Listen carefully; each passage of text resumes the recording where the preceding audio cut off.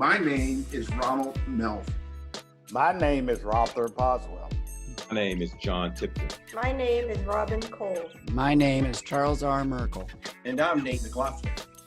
I'm Blanche Valentine, and this is Palm Coast View. In our podcast today, we are going to have a panel discussion about our local elections and some of the issues surrounding that. We'll all give our perspectives. Well, it's gratifying to see so many people vying for the different positions to lead our community, and it forces more opinion. It forces more diversity of opinion, which I think is very healthy. If you're going to have boards leading with one particular political view, then we don't need 5 people. We can just elect one person and let them make all the decisions. You need opposing views. You need people who are diametrically opposed to each other on a board to reach your best decisions. I think, that's what I look at. I don't want to see, 5 like-minded people on a board. That's not healthy. That's not healthy for your community. You know what? I wear out the term diversity. I'm not happy with an entire board of like-minded people because I'm from Jersey. That's corruption. And we do that real well. If you're like-minded, somehow the collusion just kind of seeps in there, and you only look out for your own personal interest. You lose sight in the community. You really don't want to hear from the community because they may want something other than what you want.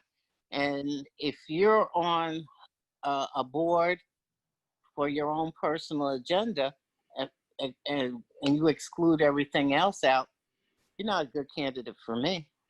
Up till now, I have to admit, I was not deeply involved in the local politics. I was involved in the community, but I didn't give a whole lot of thought to who was in office.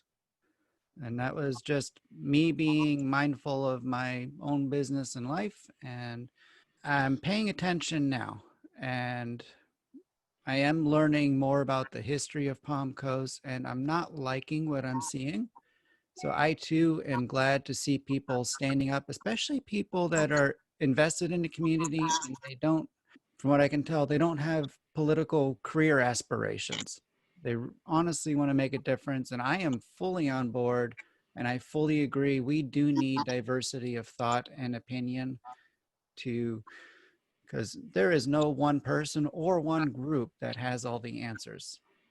Very good. And Very good. Everybody does need to be heard and accounted for and cared for. I want to see just using the word again, the diverse group of people invested in this community to all reach a higher plateau or a higher goal together.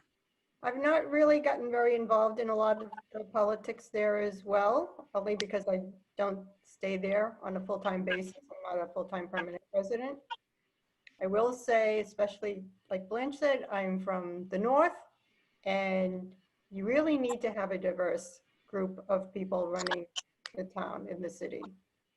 And I think the big question is, which I've been hearing from some people around, is that if you have a city manager, they're the ones that really should be running the show, not mayor themselves. I have to agree with what they're saying is that we need diversity. And what I'm finding, the more and more that I learn what's going on in this city, the more and more disturbed I become, because it seems like we have more same-minded people and not people who are really worried about or concerned about the public itself.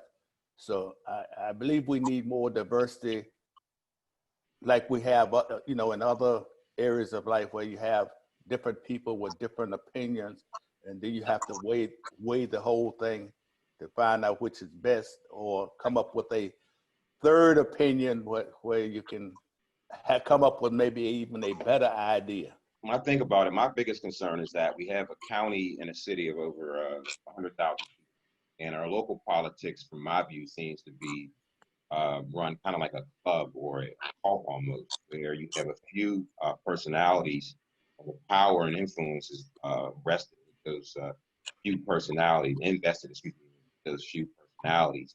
And I'd like to see us break out of that mentality where we are a city, a county, a jurisdiction that is run consistent with the demographics that are here. And that's my biggest concern, is that you have a few people influencing a whole area of over 100,000 diverse people. What you're looking for in a board, when you have a board that has majority of unanimous votes, you don't have anybody doing any thinking or discussion.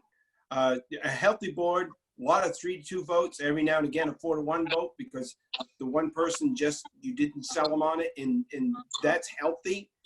That, you got a healthy board. If you want to know if you got a healthy board, look at the history, watch the vote counts, know what you're looking at, and watch who's making the votes. You can tell. I mean, we've all seen it. There's lapdogs, unfortunately, who just go along to get along. You don't need that that's not healthy for your community. When I was first on the board and of commissioners and got on as a Republican, Barbara Ruffles was already there as a Democrat. And I had a Republican friend ask me one time, isn't it difficult to work with Barbara as a Democrat? I said, absolutely not. What that opposition causes you to do is to examine your own beliefs or understandings, because you begin to understand that, oh, there's a different point of view. And what you have is two opinions. And is this one right? Is that one right? What you have with that diversity of opinion is you have that better solution that's in the middle, not necessarily in the middle, but could be one side or the other. But it's healthy to be challenged in your thinking. That's a healthy board where they're challenging each other. Why do you think that? Why did you say that? What do you mean by that? When those questions are happening in a board meeting and clarification questions are being asked, I think you've got a healthy, that's the important, and I'm going to use the word again too, that's the important of diversity of opinions in your local leadership. What a lot of us forget is that the residents of Flagler County grew up accepting anything but diversity. Example, Larry Jones went to, and Larry's not that old, I think Larry's 56. Up until 12th grade, he was in a segregated school. And the only reason why he didn't graduate from a segregated high school was they burnt the school down. And I have to get a copy from this old gentleman in Espanola. There's a Christmas letter that went out in the late 60s, early 70s. It basically told Black folks, if you like living here, don't vote. Now, that's not that long ago. So a lot of people that don't participate grew up worrying about what, and I was driven around the county and seeing remnants of people's homes that were burnt to the ground. The only person that they ever really had that fought hard was a bootlegger. And his claim to fame was he killed the sheriff. This is not that long ago. This is in our lifetime that the powers that be that ran the county basically said, it's our way or no way. And they didn't just shut them up. They ran them out of the county. They couldn't get work. Their kids had trouble in school. I talked to somebody who went to detention at 8 years old with no charges because their father didn't know his place. So even though these people are now in their 60s, they are still fearful, and they have raised their children. Do not rock the vote. So what are you going to do? These are the people that won't register. These are the people that they don't even really want you to visit their house more than once or twice because they're worried about being tainted. When I talked about diversity, excuse me, I wasn't even thinking about being Jewish. I was thinking about it when Blanche was just talking about it just now. But I grew up learning about all the different religions. Yes, I practiced Judaism, but I learned about all the different religions, and I just think everybody should be included in everything and not left out. We don't have in this country constitutionally a freedom to be a Christian country. The founding fathers were very careful We have freedom of religion, and we must embrace, in some manner, all religion, all faith. This isn't, I hear it all the time. Oh, this is a Christian country. No, this is a religious country. We have freedom of religion. We hear that the country is founded on Judeo-Christian principles. That's the thing you hear. Well, yeah, but you read the Quran. A lot of those principles are found there too. No, I get that. I'm just saying though that we tend to have a certain political comfort level with Judaism and Christianity today. Yeah, Currently yeah. today. Yeah. It's not so much with Islam, the third biggest monotheistic. But I think the founding fathers had in mind all sects of different faiths, everyone who had faith.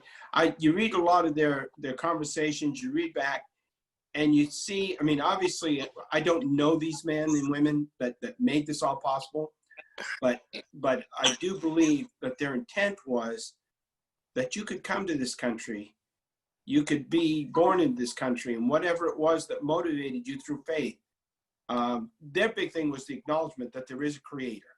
That was their big thing. One thing I will say is you look at the average age of our commissions, our councils, that demographic in terms of the folks that are on those councils are represented.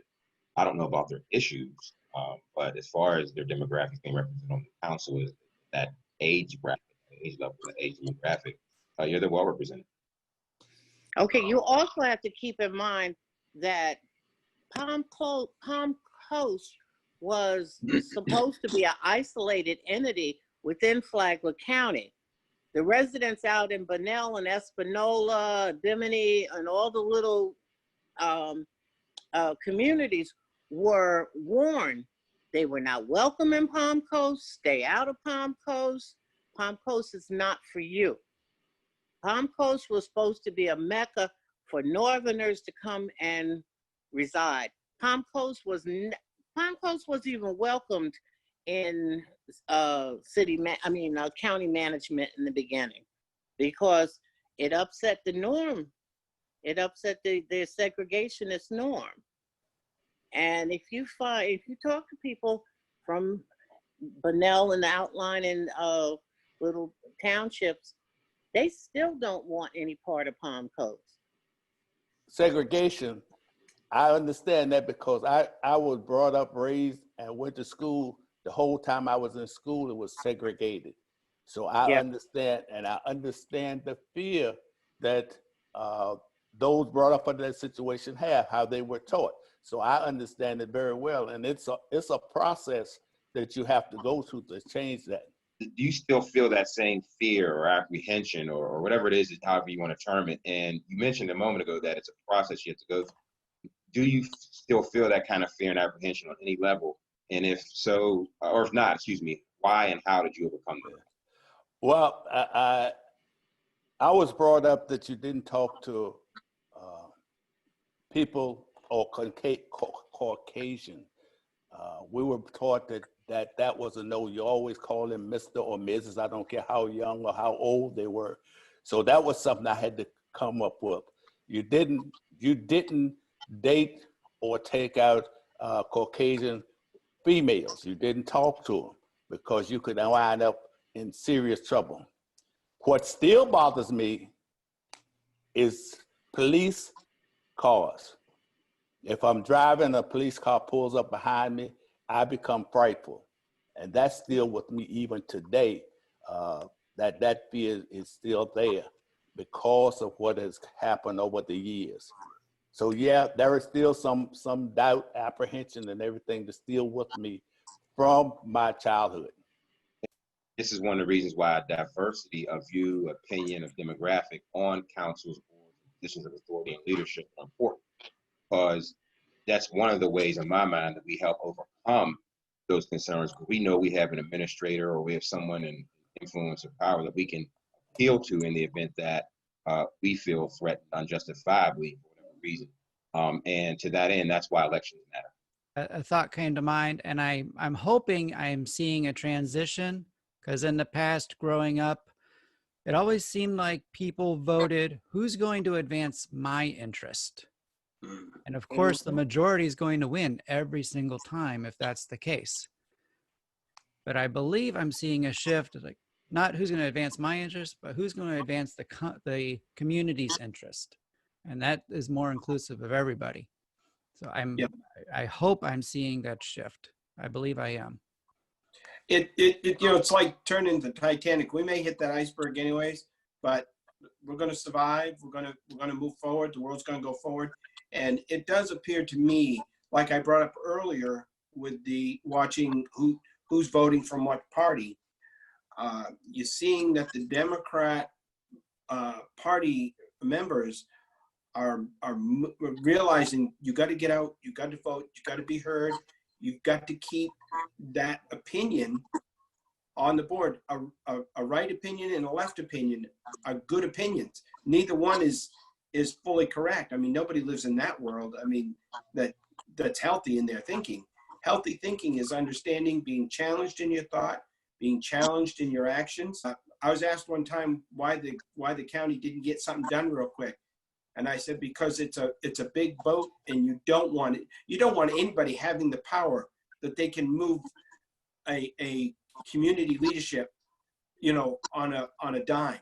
You want plenty of discussion, you want workshops, you want, open debate. You want these things to be talked out thoroughly.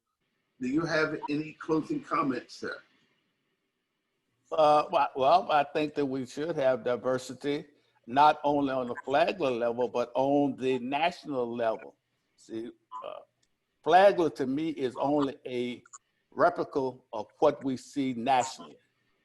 And if we are to see major changes usually start at the top and work its way down. So what it appears to me is that we have the problem above us, and people of our level is just following what is being taught from above. So I think we need to not only look at Flagler level, but look at the county, the state, the national level to find out what really needs to be done. Charles.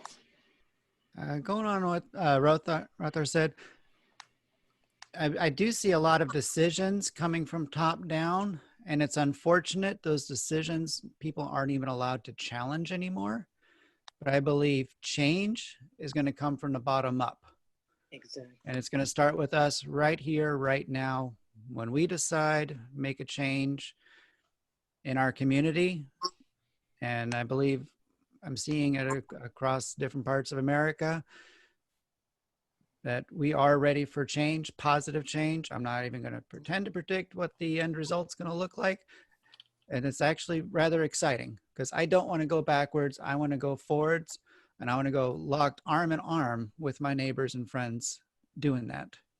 So we were all brought up with with beliefs of our parents and our great-grandparents and our great-great-grandparents. And I think in this day and age, because of the way we've been raised, because of different changes that have been happening all around us in the world, we should be able to stop and think outside the box and start trusting our own intuition as to how things should be. And then start also working with others to learn what's necessary for them and help them come up with some better decisions as well. And I think that's the way we should be going, whether it's in Palm Coast or outside of Palm Coast. But we need to start there. We all need to start thinking for ourselves and not just saying, hey, you can't do this because my parents said, that's not the way to go. And Blanche. Well, I think that we're kind of poised on a new order coming around. I mean, it's no big secret. America was shaped on segregation.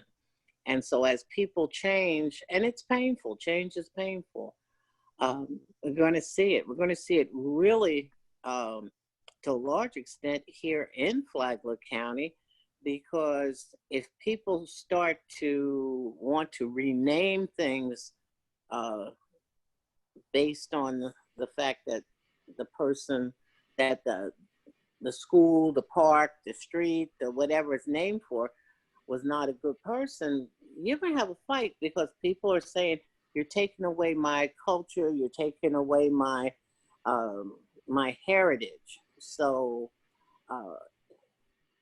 as much as we want to erase segregation, we're going to have to do it respectfully, because a lot of people, if that's all you don't necessarily know that all of that was bad, because you love your parents, you love your aunts, uncles, or whatever, you love your community, and so you say, oh, they wouldn't do things that were hurtful. Well, if they don't hurt you, of course you don't know it. So it's going to be a learning situation. It's going to be a lot of compromise to keep things going smoothly and peacefully. It's not going to be a fast turnover. So those that aren't involved for the long haul, they really need to second guess exactly what their part is going to be. You get the government you vote for. I hear a lot of people, they blame their politicians. Well, the politicians did this, did that. Politicians didn't do anything that we didn't let them do. That's a fact. You own your vote. It's a sacred franchise that we have with one another. And you know something, if you don't vote because there's just nobody to vote for, you'll get up off your couch, click off the TV, and do some research on these people and make your best choice. And I highly recommend, look beyond the like-mindedness. Look for people who have good character. Let me quote Martin Luther King. Let's judge them by the content of their character. If we would do more character voting, we'd be in a safer place. Remember, you get the government that you vote for. Thank you, Nate. And John. I will say that we talked about diversity. We focused a lot on diversity today, and what I'd like to see happen is that diversity actually takes place, not for diversity's sake, but because we feel that that's the best way for a representative government to be run, is to represent all of the folks that are part of that particular community or jurisdiction. That said, that's going to require change, and we talked about change as well. Change being painful in many cases, because long change comes growth. And so we have to be able to experience or be willing to face whatever pain that comes with the change that's going to be required to take place. That said, we have on August 18th coming up a primary election. And so that's a week from today. Actually, early voting is taking place now. So you're going to vote early, then so be it. But what I'd like to say about that is that elections do matter. And so as Nate mentioned, and as Blanche mentioned, you do get the government that you voted for. So I implore folks that are voters to educate yourself, inform yourself as much as possible about the candidates that are running for office, so that you can make an informed and educated decision, and then know that based on that decision that you made, you can hold those representatives, those folks on those councils and commissions accountable once they're in office. That's the way this process works, and that way we can all experience benefits that come with having diverse councils and commissions. Well, thank you, John. I know one thing, I'm going to vote. And with that, I leave you this morning, and hopefully we have another subject for next week. Thank you for listening.